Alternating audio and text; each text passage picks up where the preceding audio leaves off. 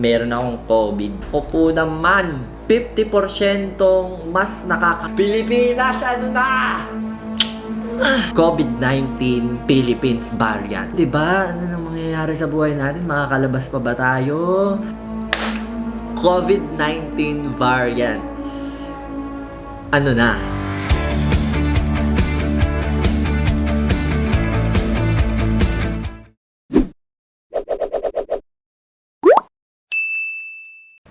Let's go! Let's do this! Kailangan natin malaman ng... Sabi pa na eh. Ba't baka yun nung kortina ko? May kortina ko, no? Ay, kortina. Musta ka dyan? Kaya nung kortina ko, no?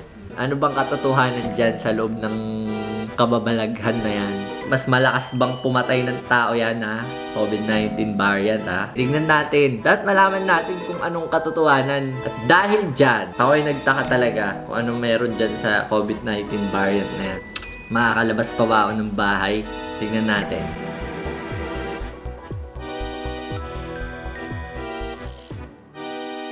We're hearing about variants of the SARS-CoV-2 virus that causes COVID-19. How concerned should we be, and do vaccines provide protection against these variants? Welcome to Science. Protektado pa tayo dyan. Magtitiwala ba tayo dyan sa mga vaccine na yan? Alam mo na, di ba? May mga bagong variant. Protektado pa tayo dyan. Parang, di ba? Trust. Di ba? Science in 5. I'm Vismita Gupta-Smith, and this is WHO's Conversations in Science. WHO to, Pakinggan natin si WHO. Who? Answering these questions today will be WHO's Chief Scientist, Dr. Soumya Swaminathan. Welcome, Soumya. Welcome, Hello, Soumya. Vismita. Nice to be back with you again on Science in 5. Soumya, tell us what we know about these variants. How concerned should we be? And is it unusual for viruses to change? Now, this particular time, there have been two particular variants that have been reported to the WHO. One was identified in the UK and one was identified in South Africa. May variant na sa UK, may variant pa sa South Africa, di ba? Gusto yata ng COVID na to, may mga variant sa lahat ng bansa di ba? Gusto mo ba sa Pilipinas din? By Gusto mo yun? mutation. But otherwise, the two are different. And the reason there's concern is that both of these variants were associated with an increase in the number of cases in both of these countries. And scientists have now studied this. These variants do tend to spread faster. Naku, They're more mabilis. transmissible or more infectious. Mabilis pa. Mabilis. Makahawa. So that's the worrying part. However, so far they do not seem to cause more severe illness or a higher death rate or any sort of different clinical manifestations. They seem to behave pretty much as the previous viruses were behaving. Ay, kita mo yan. Hindi naman pala mas malakas, mas mabilis lang. Kayo naman, sobra naman kayo Sinasabi ng iba, mas nakakamatay, ganun, di ba? Grabe naman kayo. Mas mabilis lang. Ako lang malakas. Tumatawa yung kortina ko talaga. Ang weird. So, nakita nyo na, mas mabilis makahawa. Pero kasi, ang bilis. Kortina, di ba? Ang bilis. Ang bilis. Ang bilis. Ang bilis talaga. Ganon. Ganon yun. Soumya, a number of countries are rolling out vaccines as we speak. Do these vaccines protect us from these variants? Yan na. Talking about vaccine naman na tayo. Pilipinas, ano na? And is this something that is kept in mind when vaccines are being manufactured? Now, for SARS-CoV-2, we're still learning, we're still observing, but at this point in time, most scientists believe that the vaccines that are currently in development and a couple that have been approved should provide protection against this variant. Yan. Yung mga vaccine daw na inaprubahan ng WHO should, dapat mag-provide protection dun sa mga variant na yan. So, yung mga vaccine na inaprubahan nila, kung sino man sila, it should provide, dapat masuportahan, mabigyan ng proteksyon tayong mga tao sa variants na to.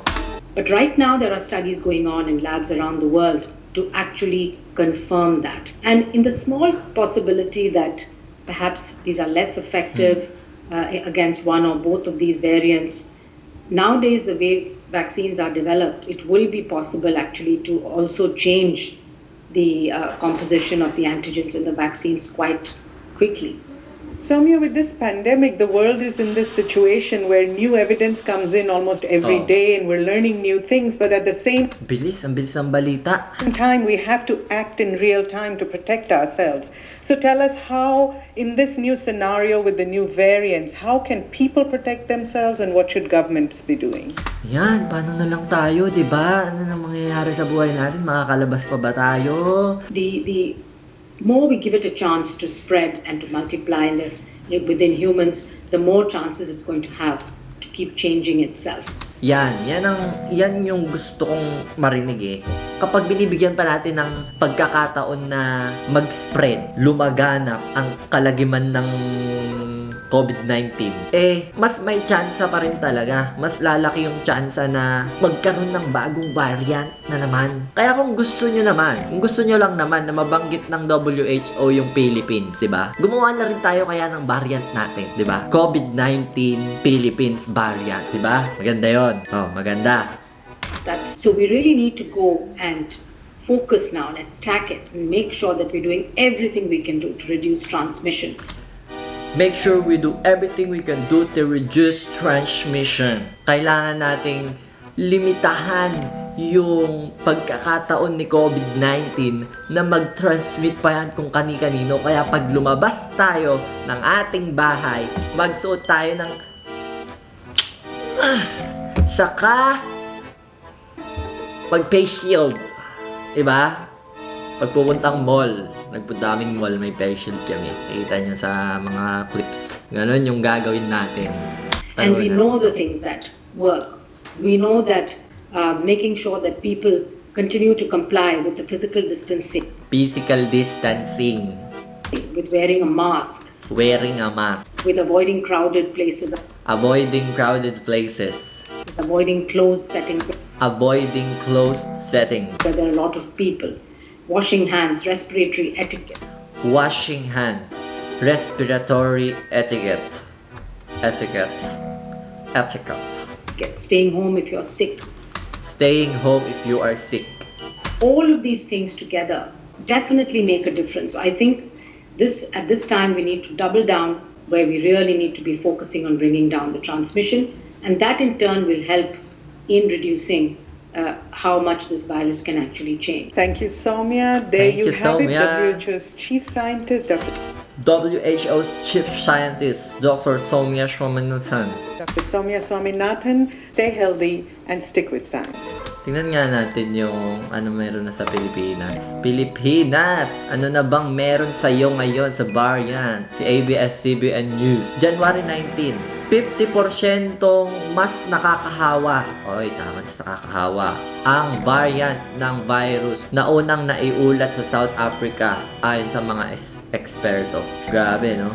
Nakakalungkot. South Africa sa ABS-CBN, January 22. Na-detect na sa Bontoc Mountain Province ang bago at mas nakakahawang COVID-19 variant na unang naitala sa United Kingdom. Naku, meron na rin pala tayo sa United Kingdom! Opo naman, kinuha na natin lahat. Naisip ko yung parang yung virus kung bakit nagka-viral. Kung bakit nagka-variant yung virus. Parang ang twister to ah. Naisip ko kung paano nagkaka-variant yung virus. Variant ng virus. Ikaw nga Cortina eh. Variant ng virus. Variant ng virus. Variant ng virus. Variant ng virus. Variant ng virus. Variant ng virus. Variant ng virus. Variant ng virus. Variant ng... Variant ng virus. Naisip ko kung bakit nagkaka-variant yung virus. Parang ganito lang yan eh. Ako, meron akong COVID. Huminga ako. Huminga akong ganyan. Tapos na-receive ni ganito. Ng isa, nung kortina ko, na-receive niya.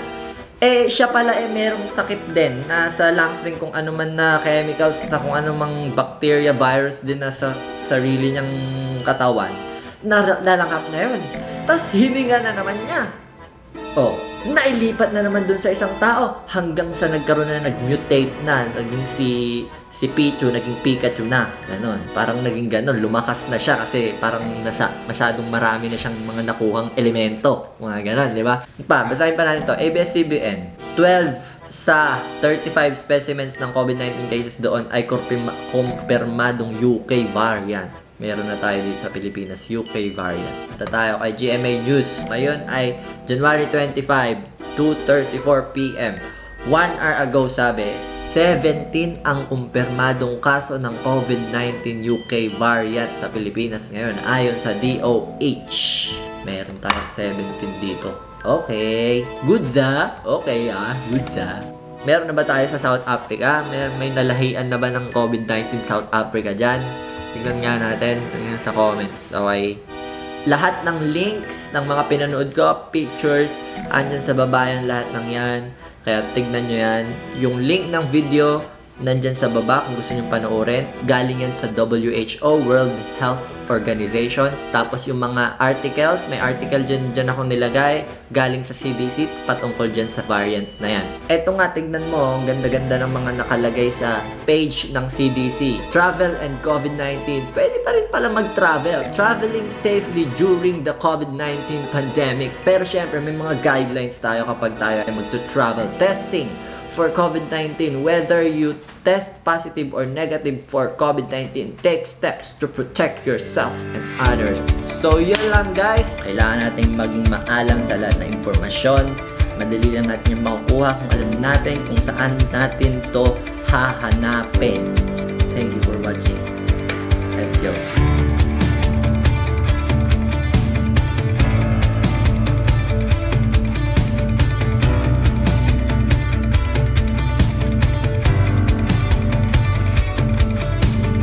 Okay ba, Cortina? Okay na tayo dyan.